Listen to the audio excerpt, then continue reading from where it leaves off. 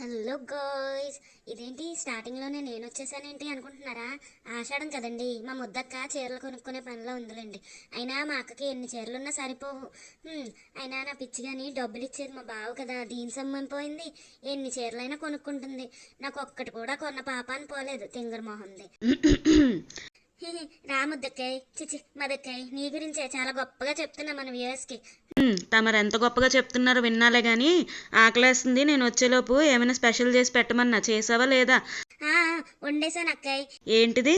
Mushroom pulao అక్కయ్. చూడ్డానికి బాగానే ఉంది కానీ తింటే ఎలా ఉంటుందో ఏంటో.